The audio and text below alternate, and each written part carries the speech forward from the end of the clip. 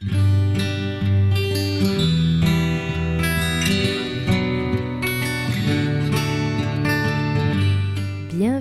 dans Reiki Banashi, un podcast où on parle de Reiki simplement. Je m'appelle Inina, je suis praticienne et enseignante Shihan de Jikiden Reiki, Reiki traditionnel japonais. Et à travers cet espace, je vous propose des réflexions et des partages. Aujourd'hui, j'ai le grand plaisir d'accueillir Roberto Brizzi. Roberto est enseignant de Reiki, il pratique et vit entre la Toscane et la Sardaigne en Italie. Passionné, il a étudié des dizaines de lignées par amour pour la méthode et à la recherche des racines du Reiki. Il pratique également le Shodo, l'art de la calligraphie japonaise, et nous aborderons également le sujet durant cet épisode. J'ai hâte de partager cette merveilleuse conversation avec vous, alors installez-vous confortablement et c'est parti. Et voilà, et konnichiwa, yokoso. Bonjour Roberto et bienvenue sur Reiki Banashi. Je suis très heureuse de t'avoir avec nous dans cet espace aujourd'hui. Et o genki desu ka? Comment vas-tu aujourd'hui? Alors tout d'abord, merci pour cet espace. Je suis très heureux de pouvoir participer à ce petit événement. Et je vais bien, je suis très heureux et aussi ému. Oui, moi aussi, parce qu'en fait, nous nous sommes vus il y a quelques semaines à Eresos, en Grèce, dans le dojo d'Arjava, pour son dernier séminaire de Jikiden Reiki. Et c'était très, très émouvant pour nous de vivre ce moment et de pouvoir le partager avec toi. Ça a été vraiment très spécial pour moi aussi. Surtout parce que tu es devenu Shihan et comment dit-on ça en italien? Enseignant senior, non ce n'est pas senior. Oui, disons enseignant, mais pas senior. Exactement, enseignant parce qu'avant il y a débutant, Shihankaku, puis Shihan. Oui, donc cette opportunité, cette occasion, comme nous sommes peu nombreux en Italie, c'était vraiment magnifique. Magnifique d'ailleurs, saluons aussi Arjava s'il nous regarde. Oui, bonjour Arjava et bonjour à tous ceux qui étaient aussi là avec nous. Et alors, toi, tu pratiques et enseignes principalement à Carrara, n'est-ce pas? Oui, principalement j'enseigne à Carrara et tu sais que je partage ma vie entre la Toscane et la Sardaigne, donc pas loin de toi. Exactement, c'est magnifique, ça a été une grande surprise pour moi et aussi une grande joie. Au début, je me suis dit, mais il y a quelqu'un d'autre ici en Sardaigne? Et nous nous sommes rencontrés et tout de suite, c'était comme si nous avions toujours été amis, n'est-ce pas? Tout à fait, oui, oui, j'ai la même impression. Eh bien, je crois qu'au fond, nous sommes tous un peu sur le même chemin, non? Et cela relie une part de notre âme. Exactement. On se reconnaît et on se retrouve et ça, c'est magnifique.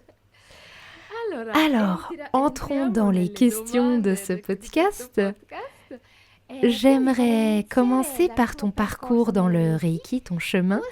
Qu'est-ce qui t'a rapproché de cette pratique et comment tu l'as découverte? Et qu'est-ce qui t'a poussé à approfondir, si j'ai bien compris, au moins 6 lignées, c'est ça? Oui, c'est exact. Alors, mon histoire est sans doute longue. Je vais essayer de résumer. Magnifique, j'aime ça. Alors, ça a commencé il y a de très nombreuses années. J'étais un gamin. Je viens d'une famille très particulière où ma mère est une femme extrêmement sensible, à un niveau que l'on pourrait presque qualifier de médiumnité, pour ainsi dire. Donc, ça a commencé il y a de nombreuses années. Et comment ça a commencé? Ça a commencé quand j'étais enfant. Souvent, une tante, la sœur de mon père qui vivait en Ombrie, venait nous rendre visite et elle me disait toujours qu'à chaque fois qu'elle dormait près de moi, ses douleurs disparaissaient. Elle souffrait de grandes douleurs osseuses et elle disait ressentir une grande chaleur. Et cela a duré plusieurs années. J'étais donc ignorant de l'énergie, ignorant de tout. Jusqu'à environ 14 ans,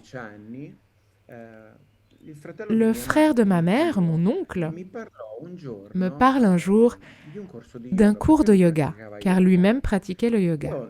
Ok. Moi, je ne savais même pas ce que c'était, mais qu'est-ce que j'ai fait? J'ai décidé d'aller faire un cours de yoga. Et j'en suis tombée amoureuse, je l'ai pratiqué pendant de très nombreuses années. Et pendant une de ces séances, un de ces cours, un jour, le mot Reiki est apparu. Ah, Ce mot est sorti et je ne savais même pas ce que c'était. Peu après, il devait y avoir une présentation d'un séminaire de premier niveau. On parle ici de Reiki occidental.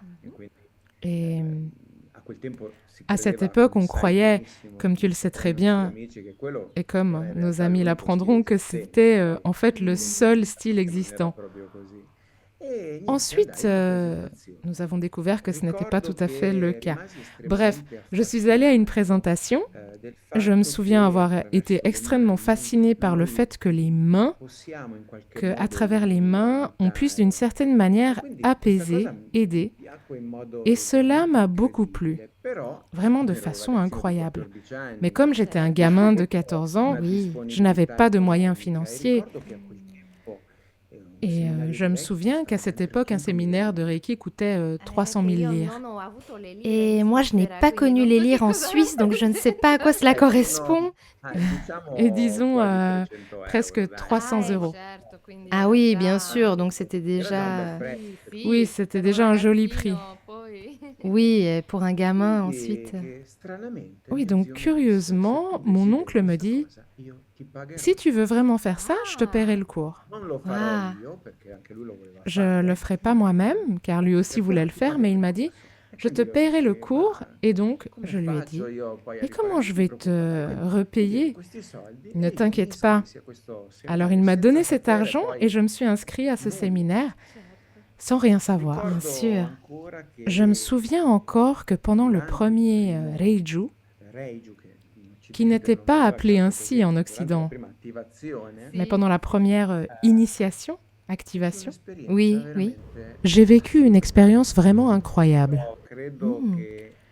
Je crois que pendant cette expérience, que je comprendrai bien des années plus tard, lorsque j'ai rencontré Jikiden, j'ai eu une expérience vraiment très particulière. Parce que dans l'obscurité de la pièce où nous recevions l'initiation, j'ai vu un magnifique Ryujin violet devant mes yeux. C'était quelque chose de vraiment incroyable. Alors attends, expliquons peut-être ce qu'est un Ryujin pour ceux qui ne savent pas. Alors, je pense que cela relève plus de ta compétence à toi qui es japonaise, non? Oui, peut-être. Alors, oui, Ryu en japonais signifie dragon et Jin serait comme une sorte de présence ou de divinité. On ne peut pas vraiment dire un dieu parce que... On dirait kami? Un kami, exactement, kami serait une forme de divinité. Voilà. Et dans ce cas, sous forme de dragon. Voilà. Ça serait ma définition en italien. Tout à fait d'accord avec toi. Et cette lumière violette qui tournoyait devant mes yeux dans l'obscurité, j'étais complètement absorbée par la beauté de cette expérience. Tellement qu'après avoir reçu la première initiation, je me souviens qu'on devait pratiquer, donc nous avons commencé les soins, les traitements. La chose qui m'a vraiment bouleversée, c'est qu'à peine j'ai posé les mains sur la personne avec qui je faisais l'échange de traitement, j'ai ressenti un feu qui me traversait, quelque chose de vraiment très puissant, au point de m'effrayer. Imagine que pendant environ 6 mois, je n'ai plus pratiqué le Reiki, j'avais de l'angoisse même en me touchant. Chaque fois que je me touchais, je sentais ce flux puissant, fort, cette chaleur. Donc disons que pendant un temps, j'ai laissé tomber. D'ailleurs, j'ai dit, je n'irai jamais plus loin dans cette chose, parce qu'en quelque sorte, peut-être parce que j'étais jeune, cela m'avait un peu effrayée. C'était quelque chose que je ne pouvais peut-être pas gérer. Et donc voilà, j'ai arrêté pendant un moment, puis petit à petit, j'ai recommencé à me traiter, à traiter les autres, et petit à petit, j'ai avancé. D'abord, j'ai pris le deuxième degré, j'ai beaucoup pratiqué, j'ai été vraiment très assidue, c'est dans ma nature. Puis en 1991, après un an de préparation, je me souviens avoir reçu le troisième degré. Et c'est là que les doutes ont commencé, parce que le jour de l'initiation, de l'activation, donc du séminaire de troisième degré, notre enseignante nous a dit quelque chose qui m'a littéralement coupé les jambes. Elle a dit que ce fameux symbole du maître était en réalité différent d'un maître à l'autre. Je me suis dit, comment ça? C'est le symbole du maître et tous les maîtres qui ont ce symbole l'ont différent. Et c'est là qu'a commencé ma recherche. Ah, je comprends, bien sûr. Et donc à rassembler pas mal d'informations. À cette époque, ce n'était pas si facile avec Internet, donc j'ai commencé à aller voir tous les différents enseignants, maîtres avec lesquels je parvenais à entrer en contact. Et je me faisais donner pratiquement une copie de ce symbole en étudiant avec eux. J'en suis arrivée, après environ 2 ans, à avoir bien 25 symboles. C'est énorme. Beaucoup étaient similaires, mais certains complètement différents. Et j'ai rassemblé une quantité énorme de techniques, d'activation, d'initiation. J'en ai énormément. Donc à ce moment-là, j'ai commencé à me demander, bon, d'accord, nous sommes en train de pratiquer le Reiki. Mais quelle était réellement la pédagogie de Usui Sensei? Parce que depuis le début, je voulais comprendre pourquoi les êtres humains changent les pratiques, les transforment. Le Reiki, pour moi, était quelque chose de parfait. Il n'avait pas besoin de subir des changements. Et donc, c'est précisément pour cela que j'ai commencé à chercher. Au début, j'ai beaucoup voyagé, je me suis beaucoup déplacée. J'ai vraiment fait connaissance avec tout ce qui était possible dans la pratique du Reiki. En particulier, les découvertes que je faisais à chaque fois, c'était que le système avait toujours été adapté à un contexte culturel. Il avait toujours été adapté aussi à certaines personnes. Je me souviens que, par exemple, à l'époque où le mouvement New Age était très présent dans le Reiki, on parlait uniquement de chakras, d'aura. Donc, je voulais d'une certaine manière savoir si réellement le Reiki contenait tous ces éléments. Et c'est pour ça que j'ai commencé à étudier, à recevoir un peu toutes les écoles, les lignées. Et à chaque fois que j'étudiais une école, une lignée, je m'étais fait une promesse. Et cette promesse était que, d'une certaine manière, durant la période de formation avec cette école, j'oublierais ce que je savais déjà. Parce que je pense que cela m'aurait fortement influencé et m'aurait empêché d'apprendre. Et donc, je suis restée ouverte à tout. J'ai toujours cherché à retrouver les sources. J'ai aussi eu de la chance car j'ai toujours eu des rencontres, je dis guidées par le destin, tu vois. J'ai toujours trouvé des enseignants qui, comme moi, avaient envie de comprendre quelque chose en plus. Donc ça a été mon moteur pour recevoir toutes ces lignées. Sûrement.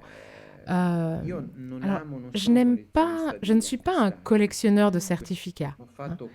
Je n'ai pas fait ça pour pouvoir dire « Ah, mais regarde, même à moi-même, hein, regarde comme tu es doué, toutes ces écoles. » Non, je l'ai fait justement parce que je voulais trouver cette racine. Oui, racine, parce que je crois que Usui nous a vraiment fait un don incroyable. Peut-être qu'on ne s'en rend pas vraiment compte. Absolument. Wow, donc tu es vraiment resté avec cette ouverture à OK, je pars à la recherche et j'oublie ça.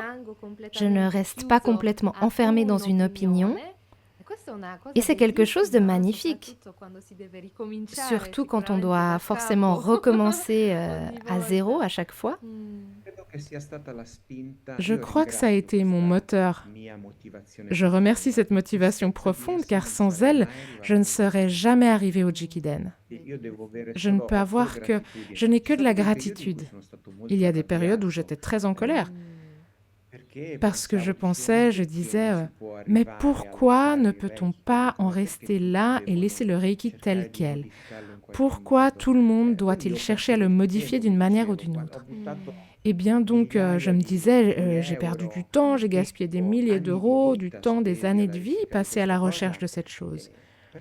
Mais ensuite, je me suis rendu compte, tu vois, probablement, tout cela fait partie d'un plan. D'une certaine manière, cela m'a amené à là où je voulais aller, non? Donc, je suis très reconnaissant pour ça. Génial et magnifique que tu le vois ainsi. Et oui, c'est certainement le cas. C'est vraiment le chemin lui-même qui t'a enrichi et peut-être même donné encore plus de valeur à ce que tu as trouvé à la fin, à mon avis. Tout à fait vrai, tout à fait. Comme c'est beau. Et donc, en explorant autant de lignées, parce que j'imagine qu'il y en a bien plus que 6 à ce point. Non, j'ai vraiment étudié énormément parce que j'ai aussi reçu beaucoup d'enseignements informels. Donc j'ai juste, à un certain moment, ça ne m'intéressait même plus le discours du certificat, tu vois. Je voulais connaître et donc j'ai pris un peu d'informations partout. J'ai toujours cherché à avoir cependant des confirmations sur les sources. Oui. Là et quand c'était possible. Parce qu'ensuite, dans beaucoup de cas, ce n'était pas possible, donc je les écartais automatiquement. Mais comme tu le dis, ta première expérience, le premier Reiju, a quand même été bouleversante, non? Donc quelque chose, même si la forme n'était plus égale à l'original, quelque chose est resté. Et cela, eh bien, tu sais, je me le demande très souvent. Quand on rencontre des approches aussi différentes. Mais il y a toujours une source plus ou moins identique au niveau de l'énergie du Reiki. Selon toi, quels sont les éléments essentiels du Reiki qui restent les mêmes, au-delà des différences entre les techniques, les lignées? Alors sûrement ce que tu viens de mentionner, le fait que... Alors, moi, dans tous les styles que j'ai pratiqués, je peux te dire que je suis convaincue que le Reiki est toujours le Reiki. Et ensuite, les modifications que nous lui apportons nous éloignent un peu de la fréquence. Mais l'énergie fait partie de nous, non? Donc je crois que l'élément, si on peut dire, commun à toutes les écoles que j'ai traversées, c'est précisément celui-ci. L'énergie est une. Et il y a certainement une différence substantielle entre les différents styles. Par exemple, comme nous le savons maintenant, il y a des écoles qui ont mis davantage l'accent sur la guérison du corps physique, tandis que d'autres ont davantage mis l'accent sur la guérison pour l'évolution spirituelle, l'atteinte d'un état, celui que Usui appelle Anjin Ryumei, non? Appelé autrement dans d'autres écoles également. Anshin Ritsume. Donc cet état de paix parfaite, cet état qui nous conduit ensuite à la bouddhéité, à l'illumination, au satori, comme diraient probablement les Japonais. Donc l'élément commun avant tout, c'est l'énergie.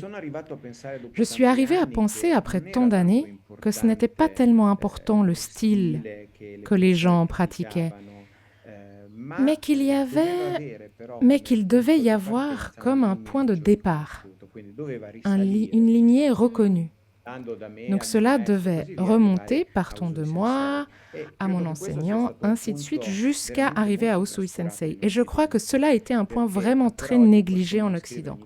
Parce qu'encore aujourd'hui, quelqu'un me dit de temps en temps, m'envoie un mail, me dit « Tu as parlé de lignée, mais qu'est-ce qu'une lignée ?»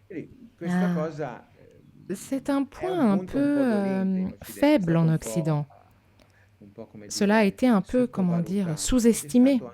Cela a aussi été l'un des points qui a favorisé une multitude de changements dans la pratique. Parce que du coup, chacun pouvait inventer ce qu'il voulait. Et c'est quelque chose qui m'a beaucoup attristée au fil des années. Donc, l'important, je crois que dans toutes les écoles, il doit y avoir quand même une filiation certaine. Donc une lignée, certains qui, en remontant de nous à notre enseignant, à l'enseignant de notre enseignant, puissent nous ramener à Usui Sensei. Sûrement, ensuite, les éléments qui restent les mêmes dans toutes les écoles sont l'utilisation des mains avant tout, parce que toutes les écoles utilisent les mains. Au moins ça. Ça, disons, est resté un peu le même. Un autre point commun est certainement celui de l'utilisation des symboles. Parce que, bon gré et mal gré, au-delà du fait que les symboles aient été modifiés ou qu'on ait trouvé complètement changés ou inventés de nouveau, eh bien dans tous les systèmes, dans toutes les lignées, il y a l'utilisation des symboles.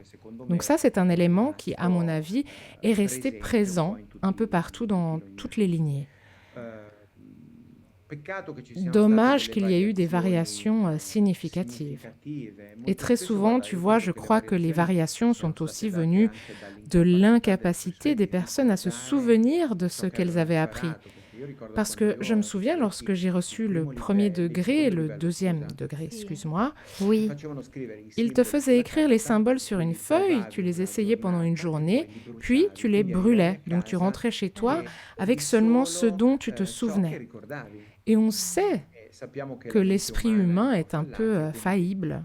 Donc à certains moments, beaucoup de personnes ont oublié. Cela arrive encore aujourd'hui. Même si de nombreuses écoles mettent par écrit et les conservent chez elles, beaucoup de personnes les oublient quand même. Mais je dois dire que c'est un élément qui est resté présent dans un peu toutes les écoles. Un autre point que j'ai trouvé en commun, c'est certainement celui des Gokai, les 5 principes. Il faut dire cependant que contrairement aux écoles orientales, donc japonaises, dans les écoles occidentales, ils ont pratiquement disparu. On les cite dans les lignées venant d'Amérique, on les cite avec les traductions en langue américaine, donc en anglais. Mais l'essence même de la langue japonaise s'est perdue, tu vois. Et je suis convaincue que le pouvoir des mots naît justement du fait de maintenir la langue d'origine dans laquelle ils ont été prononcés, dans laquelle ils ont été écrits. Donc je crois que c'est un point important. Et tu vois, aujourd'hui je me bats beaucoup avec mes élèves pour ce point-là, tu vois. Pratiquer les Gokai en japonais, parce qu'ils sont nés ainsi, leur pouvoir est là, dans cette langue, dans ce son, dans cette forme. Donc je crois que c'est un point qui a malheureusement été négligé, mais peut-être aussi par ignorance, tu vois.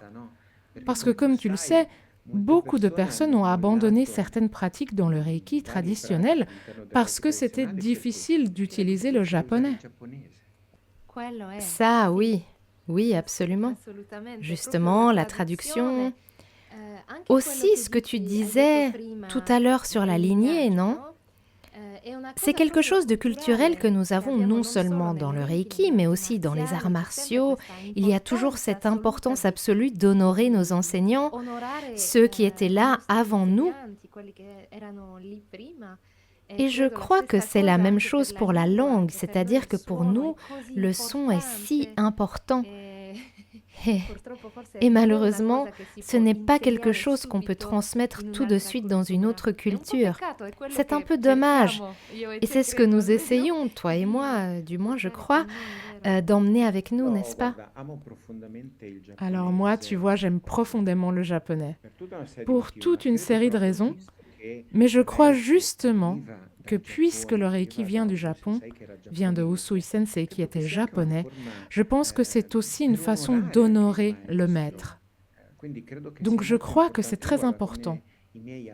Moi, tu vois, avec mes amis élèves, ce sont plus des amis que des élèves, j'ai une idée particulière de l'enseignement. J'essaye de leur faire apprendre tout de suite en japonais. Et je leur dis de ne pas les abandonner, de ne pas les traduire en italien. Oui, comprenez-en le sens, mais continuez à les pratiquer en japonais. car c'est là que réside leur pouvoir, leur force, dans la langue. Moi, je viens d'études théologiques, j'ai étudié l'hébreu, l'araméen et le grec ancien, et je peux dire que la langue a vraiment un pouvoir particulier, car elle porte l'histoire d'un peuple. Donc j'y crois beaucoup au maintien du japonais à l'intérieur de la pratique du Reiki selon nos possibilités. Parce que moi, par exemple, je ne sais pas parler japonais, mais tout ce qui concerne le Reiki, les termes, je les connais bien car j'ai voulu leur consacrer du temps, parce qu'ils font partie du Reiki. Et si je ne l'avais pas fait, moi aussi j'aurais apporté une modification. Exactement, très bien. C'est vraiment un point essentiel dans le respect de la pratique, du moins du point de vue japonais. On ne touche pas à l'enseignement par respect. Tu sais, très souvent, on dit pendant les traitements, laisse faire le Reiki, ne t'interpose pas. C'est la même chose pour l'enseignement, n'est-ce pas? Nous sommes des canaux, n'est-ce pas? Exactement. Des canaux. Et de toute façon, je crois, par exemple, une autre chose que j'ai remarquée qui est restée un peu en commun partout, ce sont sûrement les reiju et les activations. Donc, au-delà des différences, le rituel est resté présent dans les différentes lignées. Et un autre point, c'est certainement celui de l'apprentissage par étapes, tu vois, parce qu'il y a quelques années, l'apprentissage se faisait en premier et deuxième ensemble, puis le troisième degré. Alors qu'aujourd'hui, tu le sais très bien, on peut passer 10 degrés d'un coup, même en ligne, et cela m'a toujours laissé très perplexe, tu vois. Je comprends, le Reiki, selon moi, est quelque chose du contact, n'est-ce pas? Oui, Le thé à thé. Donc je pense que la présence d'un enseignant qui nous guide est très importante. Parce qu'au final, ce n'est pas faire un séminaire de 2, 3 à 5 jours et tout laisser tomber. C'est important d'avoir un point de référence quand tu as un doute et de savoir que tu peux t'appuyer sur quelqu'un qui est passé par là avant toi et peut t'aider. exactement, exactement. Pour t'aider à intégrer ce que, évidemment, en 5 jours, ça fait beaucoup d'informations, c'est intense. En fait, j'aime beaucoup cette chose du Jikiden, de la répétition. Oui, Parce que tu te rends compte que nous sommes des êtres faillibles. On oublie énormément de choses, donc pour moi, répéter est quelque chose de tout à fait positif. exactement. Et comme le disent les Gokai, Kyoda Kewa, chaque jour tu es une personne différente. Peut-être que ce jour-là tu intègres quelque chose, tu comprends un certain niveau, puis avec un peu plus de pratique tu l'intègres autrement, n'est-ce pas? C'est vrai, oui. Moi je répète encore énormément. Je n'ai plus de place dans ma carte d'étudiant. C'est très important, je crois. On n'a jamais fini d'apprendre, n'est-ce pas? Oui, moi aussi je pense qu'on n'arrive jamais au sommet de la montagne, mais l'important est qu'on est quand même en train de la gravir, tu vois? Et nous devrions être reconnaissants pour ça. Mais ce n'est pas pour faire la rhétorique ou du faux moralisme. Je crois qu'une chose qui nous manque à nous occidentaux, c'est l'humilité de nous rappeler que nous ne sommes pas maîtres d'une pratique comme le Reiki. Nous sommes enseignants de cette pratique. Les maîtres sont Usui Sensei, Hayashi Sensei, Chiyoko Sensei. Nous ne sommes que des enseignants, et ça, c'est quelque chose sur laquelle on devrait tous travailler un peu.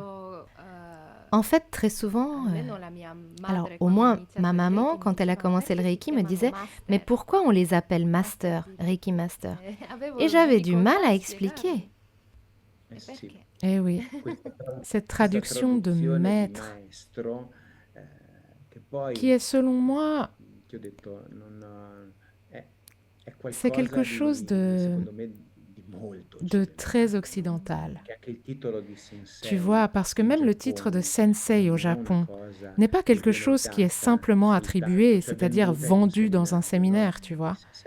Le sensei est celui qui a fait une véritable expérience. J'aime penser au sensei comme à celui qui traverse une rivière et revient ensuite, tu vois. Et cette métaphore signifie qu'il a traversé en quelque sorte la rivière de la vie et qu'il est revenu pour nous transmettre des enseignements. Mais on ne peut pas, selon moi, devenir sensei avec notre petite barque. Et surtout, le sensei ne s'appelle jamais sensei lui-même. Et c'est justement un immense signe d'humilité qui te fait comprendre à quel point c'est un véritable sensei, n'est-ce pas? Magnifique. Et donc toi, aujourd'hui, après avoir étudié tant d'approches, tu enseignes le Jikiden Reiki et tu enseignes aussi, tu partages également des techniques provenant de l'association fondée par Usui Sensei, la Usui Reiki Ryoho Gakkai, un nom très long, la Gakkai par les amis. Et si tu as envie, tu pourrais nous raconter ce qui t'a conduit à ce choix. Ce serait très intéressant pour moi de savoir. Bien sûr. Alors certainement, dans toutes les écoles que j'ai fréquentées, traversées, il y avait des pratiques communes. Parce qu'il y a beaucoup de pratiques, surtout dans les écoles japonaises, qui sont communes. Donc ce sont des pratiques que Usui avait probablement transmises. On peut le dire avec une assez grande certitude, parce qu'aujourd'hui, grâce au travail important qu'entre autres a fait Arjava, nous savons beaucoup plus de choses qu'autrefois. Donc, à un certain moment, mon choix a été d'exclure toutes ces pratiques qui étaient présentes dans certaines écoles seulement une fois. Car cela me semblait étrange qu'il y ait une technique dans une école, mais pas dans les autres, alors qu'elles venaient toutes de la même lignée. La lignée que nous avons en Occident, comme tu le sais, est celui provenant de Hayashi Sensei, et ensuite que ce soit pour Takata Sensei, donc pour le style occidental, et de l'autre côté, les autres écoles japonaises. Donc cela m'avait vraiment beaucoup frappé. Je me disais, ok, il y a des éléments communs, des techniques communes, mais parfois certaines pratiques, comme celles qui sont sorties de la Usui Reiki Ryoho Gakkai, n'étaient pas présentes dans les écoles. Donc ça, je ne saurais pas te dire pourquoi certaines écoles ont décidé de pratiquer une technique ou pourquoi elles ne l'ont pas poursuivie. Et donc à certains moments, je me suis dit, ok, je ne veux pas enseigner des personnalisations, mais je veux maintenir un enseignement le plus traditionnel possible. Et j'ai donc continué à transmettre les techniques de la Gakkai pour ne pas les perdre. Parce que ce sont des techniques, selon moi, très importantes, aussi très belles, très profondes. Il y a des techniques que j'aime viscéralement, qui font partie de moi. Et c'est pour cela que j'ai décidé de continuer à transmettre le Jikiden et les enseignements des techniques d'Usui. Voilà, c'est ça. Le choix. Choix, oui. Et je trouve que c'est vraiment dommage que certaines écoles aient décidé de ne pas les poursuivre. Je ne saurais te dire pourquoi. Peut-être que pour certains, c'était trop compliqué, hein, ou alors à cause du problème de la langue japonaise, etc. Par exemple, je vois que beaucoup d'enseignants ont des difficultés à appeler une technique par son nom japonais. Ils l'ont traduite, non ? Donc, je ne sais pas si c'est pour cela, mais j'espère tout de même à réussir à continuer ces deux branches de la tradition d'Usui Sensei. Voilà. Super, magnifique. Donc oui, tu as fait tellement de recherches, tu t'y connais vraiment bien. Ce n'est pas que si tu avais choisi une pratique ou une autre au hasard. Ce sont vraiment ces deux côtés de la lignée. On a la partie de Hayashi Sensei avec le Jikiden et puis ensuite de l'autre côté la Gakkai. Tu sais, je crois, j'ai l'espoir peut-être, un espoir stupide peut-être, Non. J'ai l'espoir qu'un jour le Reiki de Usui puisse, dans la mesure du possible, revenir à ce que j'appelle son ancien éclat, tu vois?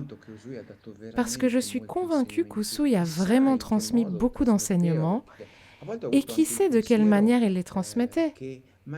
Parce que parfois, j'ai aussi eu la pensée qu'il enseignait peut-être une chose à quelqu'un parce que cette personne n'était pas capable de la comprendre autrement, non? Donc c'est Mm. probablement aussi une des raisons pour lesquelles certaines techniques ont des variantes. Donc je ne sais pas, c'est une hypothèse. Je n'ai pas la vérité, on ne l'aura jamais, mais j'ai l'espoir que petit à petit, on puisse retrouver dans la mesure du possible cette magnifique pratique qu'Usui nous a Che offerte. bello, e sì, sì, sicuramente Magnifique, eh, oui, mi absolument. rendo conto che Je me rends compte qu'en praticando pratiquant au tra gli fil des anni années, non on ne sappiamo sait mai jamais veramente, vraiment.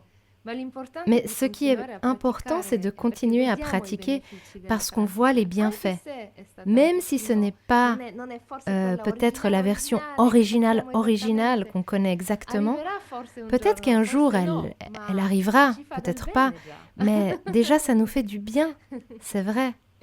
Però per Mais bon, par rispetto respect, siamo on curiosi, est curieux aussi Per- de savoir. Et l'être humain est un être très curieux. Quello sì, Oui, quello ça sì, c'est che vrai. bello. Capisco Magnifique. meglio la Et tua je comprends mieux scelta ton choix. e anche Et aussi perché è pourquoi. bello Parce que onorare c'est beau anche queste d'honorer aussi toutes ricerche ces che hai recherches que fatto tu as faites tutti pendant questi toutes anni. ces années. Bellissimo. C'est super, Bello. c'est beau. E ho un'altra Et j'ai domanda une per autre te question perché pour toi parce oltre qu'en al plus Reiki du Reiki, tu pratichi pratiques anche lo aussi le Shodo, che è Shodo, l'arte qui est giapponese l'art della japonais de la calligrafia, se lo posso calligraphie, dire si je peux così. le dire ainsi. Forse potresti Peut-être que tu spiegarla in pourrais modo l'expliquer semplice simplement a à chi ceux non qui la ne le conosce, connaissent pas, che cosa en quoi consiste. ça consiste. Bien sûr. Alors, comme tu viens de le dire, le mot shodo est composé de deux kanji japonais, sho et do. Sho signifie écriture et do signifie la voie, le chemin, hein, la voie de l'écriture. Aujourd'hui, on parle du shodo comme d'une forme d'art parce qu'il y a un aspect extrêmement artistique, non? C'est aussi une forme d'art, mais c'est quelque chose de plus, ce n'est pas qu'un art. Je crois que, tu vois, le fait d'avoir travaillé pendant 35 ans avec le Reiki m'a permis de mieux comprendre l'art de la calligraphie, qui n'est pas simplement le fait de bien écrire. Parce que beaucoup se méprennent et pensent que le shodo, c'est bien écrire dans les différents styles, donc kaisho, sosho, reisho, tensho, etc. Donc ce n'est pas que cela, c'est vraiment quelque chose d'extrêmement profond. C'est une véritable méditation. On sait aujourd'hui que dans l'Antiquité, certains samouraïs pratiquaient même la calligraphie. Donc cela montre bien que c'est quelque chose de vraiment profond. Et ce qui est beau dans le shodo, c'est que ça demande, à mon avis, une écoute absolue de notre énergie. Cela demande l'écoute du ki, non? Et quand j'écris quelque chose qui m'émerveille, ce qui m'émerveille toujours, c'est que mon pinceau est perturbé précisément par le mouvement de mon énergie. Ah, Quand par exemple je suis nerveux parce que je sais que je dois passer un examen de calligraphie, je suis en train d'essayer de terminer la planche que mon sensei m'a donnée, et là, je me rends compte que ce pinceau manifeste mon énergie. Alors le trait change. Il ne se fait plus de la même manière. Alors que quand je suis complètement présent et dans l'instant, alors le pinceau et le corps ne font qu'un. Donc je crois que le shodo, au-delà de la belle calligraphie, au-delà de l'art, est vraiment une pratique méditative très très belle qui nous permet aussi de découvrir des côtés cachés de nous-mêmes. Parce que parfois, tu vois, il y a une énergie derrière, parce qu'on est en train de vivre une émotion. Et cette énergie finit sur la feuille de papier de riz. Donc tu la vois. J'ai écrit un très grand nombre de fois, par exemple, je suis très attachée à des kanji comme nuage, énergie, rei. etc. Et si tu regardes toutes les fois où je l'ai écrit, chaque fois qu'il y avait une émotion différente, tu vois cette émotion sur le papier. Je me souviens de mon premier kumo, le nuage. C'était quelque chose de très doux.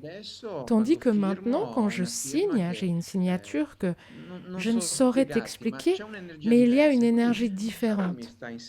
Et donc le Shodo est en train de m'apprendre que nous ne sommes pas des êtres statiques. On le sait maintenant. C'est le pinceau qui me le montre. Et que vraiment, trouver notre centre est quelque chose d'important. Parce que sinon, je crois qu'on devient des copieurs. Oui, Et cela ne veut pas dire copier une belle calligraphie de quelqu'un qui est arrivé avant nous, mais c'est d'y mettre du soi et trouver notre propre chemin dans la calligraphie. Donc je ne sais pas, je suis très fascinée par cette idée de circuler, de lâcher prise, de se libérer des tensions et surtout de mettre l'ego de côté. Ah, encore une fois, c'est intéressant ça, hein. Je trouve ça très proche du Reiki. Quand on fait un traitement, on ne met pas notre ego. On devrait être des canaux. Moi, j'aime bien me penser comme un canal. Et je dis toujours à mes élèves, le canal ne se préoccupe pas de savoir s'il va passer de l'eau, du vin ou du Coca-Cola. C'est simplement un canal. On devrait être des canaux, puisque nous sommes des contenants. Et le contenant, d'une certaine manière, transmet quelque chose à l'énergie. Et pour moi, l'objectif le plus élevé serait d'apprendre à être des canaux, c'est-à-dire d'arrêter d'intervenir à travers notre ego. Et le Shodo, selon moi, c'est la même chose. Tu dois arrêter de faire de la calligraphie, d'écrire le kanji pour ton ego. Parce que peut-être que quelqu'un te dira « Ah, c'est magnifique, qu'est-ce que tu écris bien ?» Non, tu dois le faire en mettant l'ego de côté pour pouvoir maintenant sonder en profondeur tes énergies. Voilà, c'est un peu mon approche du Shodo. C'est certainement... c'est une des pratiques dont je suis profondément amoureux et j'espère pouvoir continuer. Cela devient de plus en plus difficile parce qu'il faut ensuite passer des examens. On envoie nos examens au Japon à un maître japonais qui s'appelle Norio Nagayama. Mais j'aime beaucoup. J'aime beaucoup parce que je trouve cela très proche de l'attitude mentale que j'ai pendant les traitements de Reiki. Voilà, oui, donc il y a forcément des résonances entre le Reiki et le Shodo. C'était une question que je voulais te poser, mais je crois que c'est justement ce que tu as très bien expliqué, ce vide que l'on crée pour laisser passer quelque chose, que ce soit un élément, l'énergie, une émotion. Mais c'est justement le fait d'être dans le moment présent qui crée ce vide, n'est-ce pas? Je crois que l'introduction au Gokai, Kyo-Dakewa, est parfaite aussi pour le Shodo. Elle est parfaite pour tout. Même si ce n'est pas un des 5 principes, mais plutôt l'introduction au principe, je crois que cela devrait être mis en valeur. Et moi, je suis en train de me faire un scroll, un kakemono avec, parce que selon moi, c'est vraiment important. On oublie d'être présent dans ce que l'on fait. On est toujours projeté soit dans le futur, et donc on s'inquiète, soit dans le passé, et on se laisse conditionner par les événements passés. Donc je crois que le fait d'être dans l'ici et maintenant, juste pour aujourd'hui, est la plus grande conquête que l'être humain puisse atteindre. Absolument, je suis complètement d'accord. Et donc ce sont deux pratiques qui vraiment se rencontrent complètement, qui peut-être même s'enrichissent l'une l'autre. Je ne sais pas si tu as un peu ressenti le Shodo, je peux l'amener avec moi dans le Reiki ou vice-versa. Oui, certainement. D'ailleurs, même mon nom de calligraphe, tu sais, il est très étrange, non? Il est étrangement lié au Reiki. Au Reiki. Cette chose-là m'a vraiment frappée, ça m'a frappée. Je pense que ce sont toutes des pratiques qui peuvent d'une certaine manière nous amener vers ce que nous avons cité plus tôt, l'Anjin-ryumei, non? Cet état d'esprit paisible, un esprit qui n'est troublé par rien. Moi, je suis vraiment amoureux aussi du Shodo et j'espère pouvoir continuer à le pratiquer. Ça demande pas mal de temps. Je dois le faire quand même quand je passe peut-être 3 ou 4 jours, comme lors d'une de nos dernières rencontres où nous avons pratiqué tous les jours pendant 4 jours. Eh bien, on a vraiment l'impression qu'il s'est écoulé une seconde et j'ai la même sensation quand je fais des traitements de Reiki. Il y a des périodes dans ma vie où j'ai fait 7 ou 8 soins dans une journée. Oh, c'est beaucoup. Et je peux te dire qu'en plus, ça ne m'a jamais pesé, mais surtout, je ne me suis jamais rendu compte du temps qui passait. Et ça, c'est quelque chose d'étrange pour moi, parce que j'ai toujours été quelqu'un, même jeune, qui voulait tout contrôler. J'étais un grand contrôleur. Mon esprit était de ceux qui disaient « je dois comprendre tout, je dois… » Et puis à un moment, avec le shodo, j'ai lâché prise. Magnifique. Donc il y a ce moment où même le temps se dissout et n'existe plus. C'est beau, c'est magnifique. Ah, merci pour tes réponses qui vraiment, enfin je m'y attendais pas. Je m'y attendais, mais je ne m'y attendais pas. Je ne sais pas comment te l'expliquer, mais oui. Je crois que rien n'arrive par hasard, n'est-ce pas? Ces pratiques qui nous arrivent et qui, en fin de compte, créent un peu le même effet à l'intérieur de nous. Et c'est comme si quelque chose était rencontré, atteint. Oui, oui, tu sais, ce qui est très beau pour moi, et je dois dire merci au shodo pour cela, c'est que ça m'a permis aujourd'hui de bien connaître l'origine. Par exemple, des kanji qui sont, alors je ne sais pas, dans les gokai ou dans d'autres pratiques que nous connaissons. Donc, cela m'a vraiment fascinée de manière incroyable. Et je dis toujours qu'un kami, une divinité, m'a guidée en ce sens. Parce que j'ai toujours rencontré quelqu'un qui pouvait m'aider à apprendre.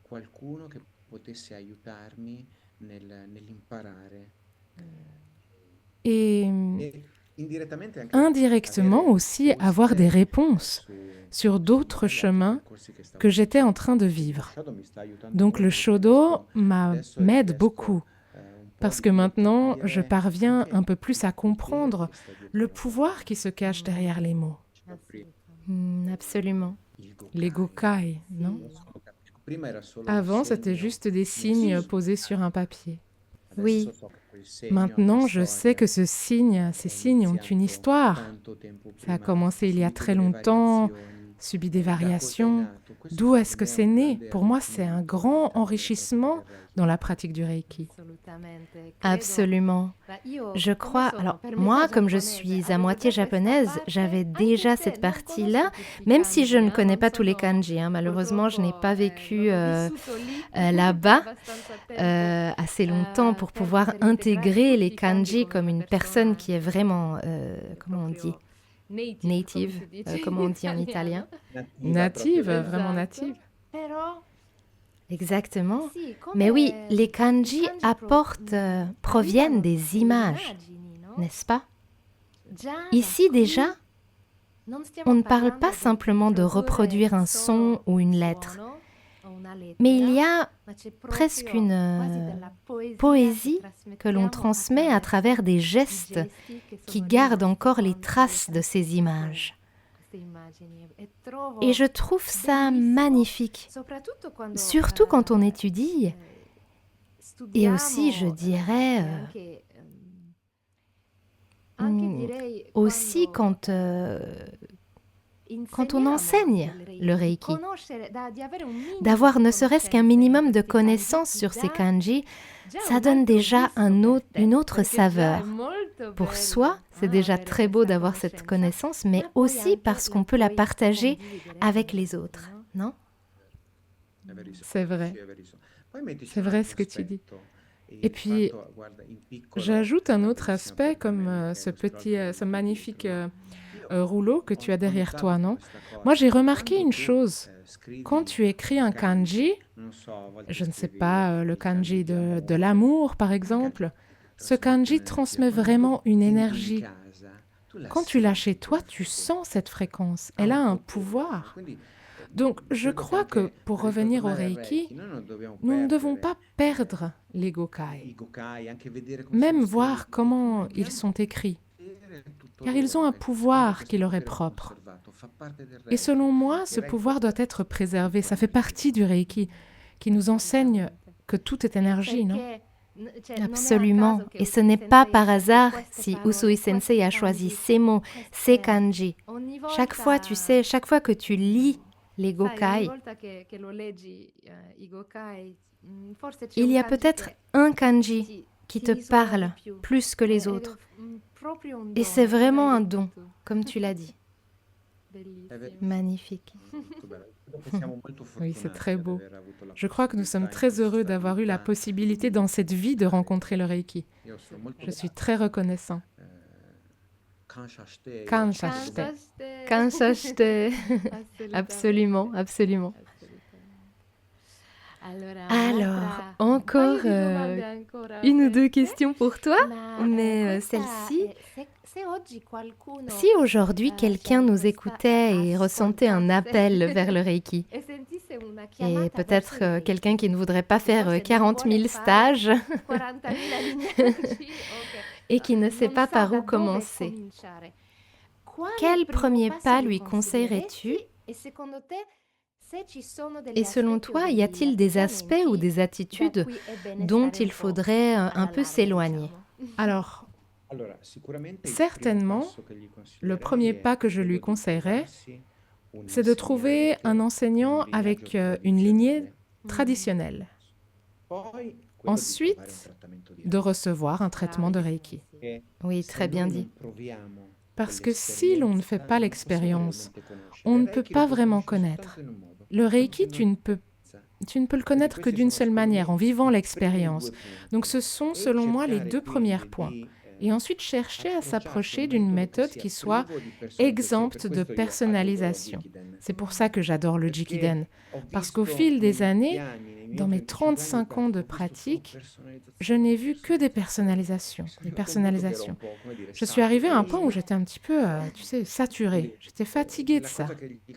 Donc ce que je lui conseillerais, c'est simplement, c'est justement ça. Trouver d'abord un enseignant avec une vraie lignée traditionnelle. Parce qu'aujourd'hui, malheureusement, il y a beaucoup de choses. Il y a encore beaucoup de confusion autour du Reiki. Parce que, soyons honnêtes, les enseignants savent des choses que les élèves ne connaissent pas. Donc, il y a aussi beaucoup de confusion sur ce qu'est le Reiki, comment ça fonctionne. Il y a énormément d'informations qui sont maintenant déformées, aussi à cause d'Internet. Internet fait du bien d'un côté, mais abîme aussi de l'autre, non ? Ça nous apporte des informations qui ne sont pas toujours en accord avec l'idée ou la pratique réelle du Reiki. Donc assurément, oui, trouver un bon enseignant, quelqu'un qui mette réellement le Reiki au premier plan. Parce que cela peut sembler évident, mais ça ne l'est pas. Aujourd'hui, comme on le sait, le Reiki est devenu pour beaucoup uniquement un moyen de gagner de l'argent. Ouais. C'est le marché de la spiritualité. Ça vaut pour le Reiki, ça vaut pour le yoga. Pour beaucoup de choses. Hein. Donc tout ça est un peu, comment dire, c'est un peu le business du moment, tu vois. Oui. Donc je pense que c'est une autre chose importante à évaluer. Parfois, quelqu'un vient me voir et me dit « Ah, tu sais, je voulais apprendre le Reiki, mais combien de personnes dois-tu avoir pour enseigner le Reiki ?» Parce qu'il y a des gens qui leur disent « Ok, je ferai un séminaire quand j'aurai 10 personnes. » Ah ouais, d'accord. Ça limite donc la possibilité de cette personne d'évoluer pour un simple besoin de notre part qui est économique dans ce cas. Donc c'est un des aspects que je n'aime pas dans le Reiki en Occident. Et donc je me rends compte que ce n'est pas facile de trouver un bon enseignant, mais il y en a beaucoup. Donc je pense que c'est possible de le faire. Voilà. À quoi, comment définis-tu un bon enseignant? Eh bien, un bon enseignant, je crois que c'est celui qui montre qu'il a mis sa pratique au-dessus de tout. C'est celui qui a mis sa pratique à l'intérieur de sa propre vie, pas uniquement et exclusivement, pas seulement pour son propre soutien, ce qui est OK, nous devons tous vivre, ça va très bien, mais je crois que le vrai enseignant est celui qui consacre sa vie à cette pratique. Et c'est un peu comment dire, c'est quelqu'un qui vraiment ne peut pas être séparé de la pratique. C'est-à-dire, si aujourd'hui tu me disais que tu peux être séparé du Reiki, non, je crois que je ne pourrais pas vivre sans Reiki, je ne peux pas t'expliquer cette chose. Moi, je comprends parfaitement. Tu comprends? Je ne pourrais pas vivre sans Reiki. Et donc, je crois que c'est une des parties fondamentales de ma vie. J'ai toujours dit que le Reiki est devenu un peu comme mon ami, un ami qui est toujours là. Je peux décider de ne pas l'utiliser, mais au moment où je frappe à sa porte, il est toujours là. Donc je crois qu'un enseignant devrait avoir un grand amour pour la pratique qu'il enseigne. Quelle qu'elle soit, le Reiki, le yoga, toute autre pratique, nous devrions sûrement avoir l'humilité de ne pas nous improviser. Exactement. Au fil des années, je regarde, j'ai vraiment vu des choses absurdes. Vraiment, vu des choses très étranges. J'imagine. Mais je l'ai rêvé. Mais j'ai vraiment vu des choses créant aussi des dépendances, même au sein des groupes. Et ça, c'est terrible si tu y penses. Et je dis toujours à mes élèves, souvenez-vous que vous êtes libres. Éventuellement, si vous y croyez, vous êtes seulement du Créateur, mais vous êtes libre. Apprenez, pratiquez bien, mais souvenez-vous d'être libre. Ne vous embourbez même pas avec moi à vous lier de manière absurde à moi et à faire de moi votre dépendant, parce que ça ne doit pas être comme ça. Et merci d'avoir dit ça, parce que c'est vrai que c'est quelque chose que j'ai vu dans beaucoup de lignées, malheureusement. Et c'est ce que j'adore dans le Jikiden, parce qu'on sait que d'un enseignant à l'autre, comment on enseigne la même chose. Le curriculum est un seul, et c'est le même. Et si quelqu'un voyage là, tu dis, tu es content qu'il aille chez quelqu'un d'autre parce que tu sais que l'enseignement est le même, non? C'est vrai. Et aussi, je crois que c'est bien aussi de recevoir le même enseignement d'un autre enseignant, parce que tu peux absolument saisir des choses que peut-être avec cette personne, tu ne peux pas saisir. Exactement. Peut-être que j'ai ma manière d'expliquer une chose et que ça ne vibre pas parfaitement avec toi. Et puis arrive quelqu'un d'autre qui t'explique, mais c'est tellement facile. Ou au contraire, non? Et oui, absolument, oui. Donc ça, ouais. Je crois que ce sont d'excellents conseils, et surtout quand on est curieux sur le Reiki, la première chose est de recevoir un soin, un traitement. C'est ça. Absolument.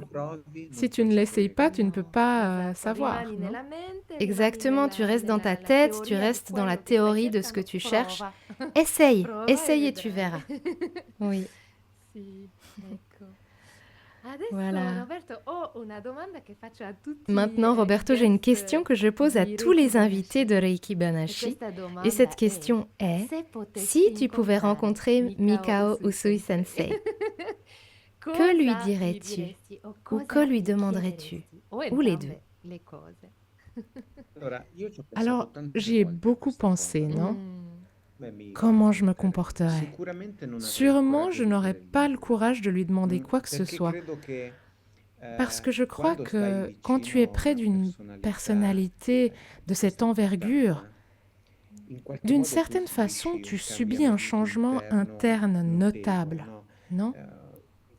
Et il y a quelques années, j'ai lu une histoire qui peut parfaitement s'appliquer aussi à Usui Sensei. Il y avait des personnes qui étaient allées voir l'empereur Meiji. Et quand elles étaient en sa présence, l'une d'elles a dit « J'ai reçu comme si j'avais reçu un Reiju ». Et donc, il y avait une vraie transmission d'énergie entre l'empereur, qui était un homme certainement d'une grande élévation, et son interlocuteur. Je crois que si je pouvais rencontrer Usui, je crois que je ne lui dirais rien, parce que je crois qu'en tout cas, il me changerait d'une certaine façon. Donc je le remercierais, sûrement. Il y a une phrase que je dis souvent, je me la répète souvent aussi le matin, quand je me réveille, non? Et Usui a dit quelque chose quand il a atteint son Satori. L'univers, c'est moi, et je suis l'univers. Voilà, je dois dire merci. Je lui dirai merci en particulier pour ça, parce que plus j'avance, plus je me rends compte à quel point nous sommes tous interconnectés. Nous sommes tous liés les uns aux autres, et pas seulement comme personnes, mais aussi avec la nature. Je me souviens que quand j'étais petit, il m'était arrivé une chose étrange. Une fois, j'étais gamin, j'ai trouvé un de ces scarabées volants de Sardaigne, non? Ah oui, Et il était en train de mourir. Et je me souviens que je l'ai pris dans la main. J'étais un gamin et j'ai ressenti une chose que je n'avais jamais ressentie. C'est comme si je pouvais sentir qu'il était en train de mourir, comme si une partie à l'intérieur de moi mourait. Donc selon moi, ce que je dirais, c'est merci justement pour ça, parce que j'apprends qu'il n'y a vraiment pas de séparation avec les arbres, avec les personnes, avec les animaux, avec les plantes, que tout ce que nous faisons, bien ou mal, se répercute sur nos frères humains, nos frères animaux, etc., et revient à nous. Je crois beaucoup en ça. Donc, je ne crois pas que je lui poserai des questions sur la pratique, parce que ce serait, selon moi, le réduire à quelque chose de matériel. Wow, j'adore ta réponse.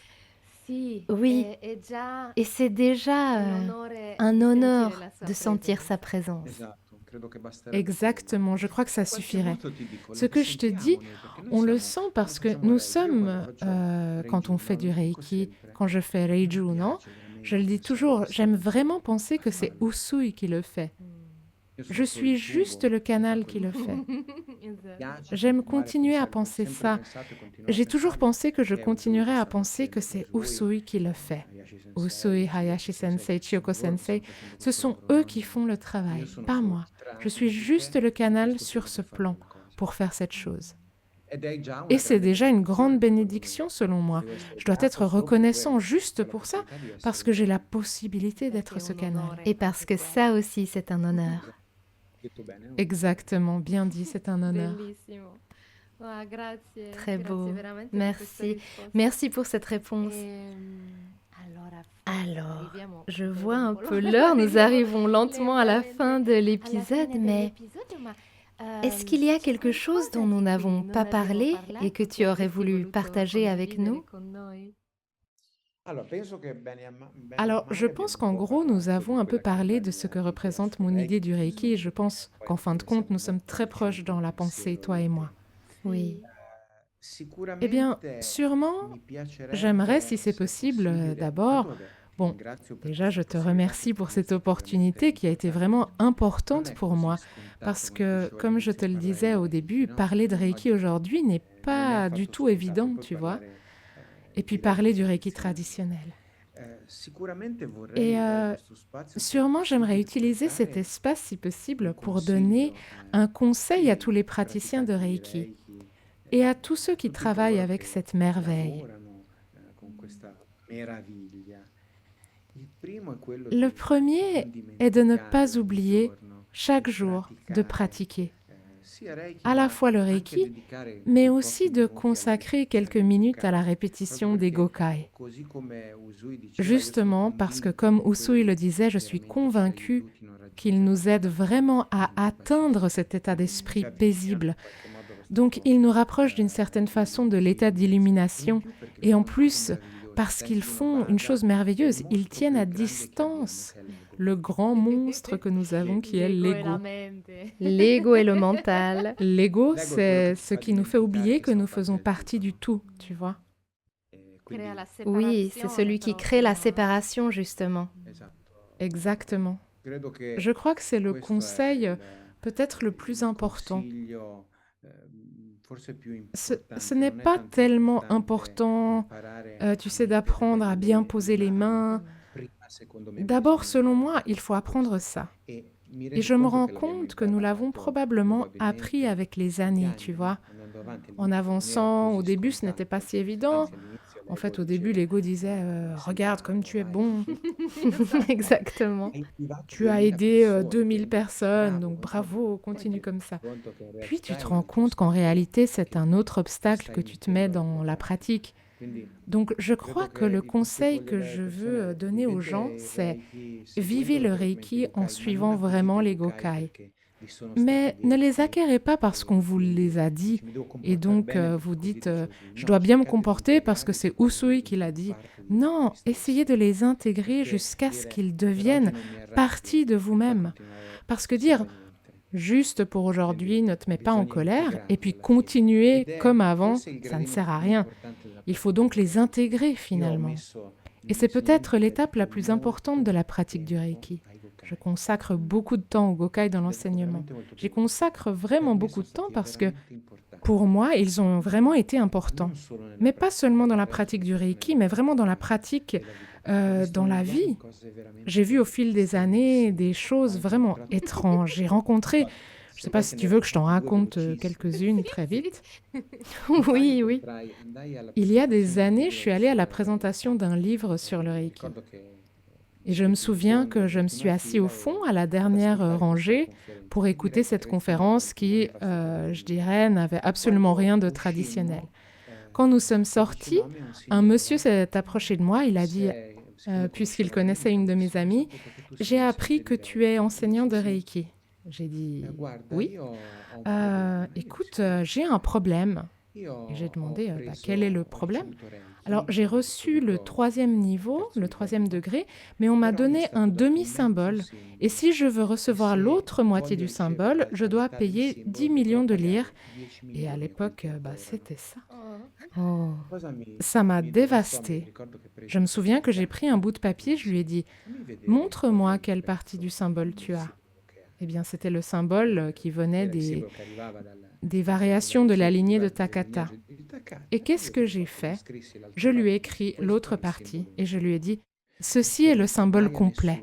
Ne permets jamais à personne de te garder lié. » Il m'est arrivé vraiment beaucoup de choses. J'ai vu des personnes, par exemple, qui ne se voyaient pas enseigner certaines techniques du 2e niveau, du 2e degré, en particulier le traitement pour les habitudes indésirables, parce que l'enseignant pensait que cette personne n'était pas à la hauteur. Donc nous sommes assez loin des Gokai. Oui, tu vois, ça, on y revient.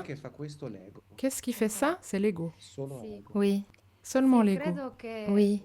Oui, je crois que ce que tu as partagé est très important parce que justement, les Gokai sont un peu notre colonne vertébrale, c'est notre centre.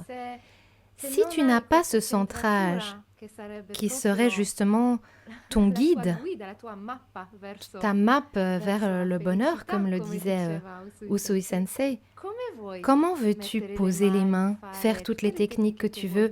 Mais si tu n'as pas ce centre, je crois que ça n'a pas la même saveur, pas la même valeur. Tu as raison. Eh bien, espérons pouvoir encore le garder. Je dis toujours ça parce que c'est un travail auquel nous sommes aussi soumis, non? Oui, bien sûr. Travail continu. Espérons continuer à être, comment dire, libres de nous-mêmes, parce que c'est là le gros problème. Oui, aussi. Le pire, peut-être, avec l'ego, c'est nous-mêmes, non? C'est nous qui gâchons notre vie, on se sabote. Donc je crois que le Reiki est vraiment un outil qui peut changer notre vie. Il a certainement changé la mienne, en mieux. Et au-delà de l'expérience, comme tu sais, j'ai guéri d'une chose inguérissable. Et je dois dire merci au Reiki. Je dois vraiment dire merci au Reiki. Pas parce que je veux aller contre la médecine officielle, traditionnelle. Au contraire, je crois que tout doit travailler en synergie. Même pour arriver à une médecine où la médecine officielle et la médecine, pour ainsi dire, alternative peuvent travailler ensemble en synergie. mais je lui dois vraiment beaucoup. Je remercie l'univers pour ça.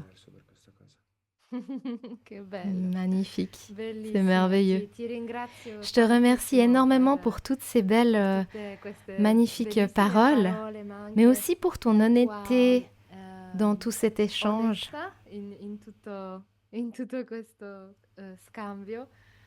Et aussi pour ton humilité, parce que ce n'est pas comme si, enfin, je veux dire, on peut avoir étudié tellement de choses et penser savoir mieux, et pourtant je vois que tu es vraiment dans cette ouverture constante à apprendre, à transmettre et à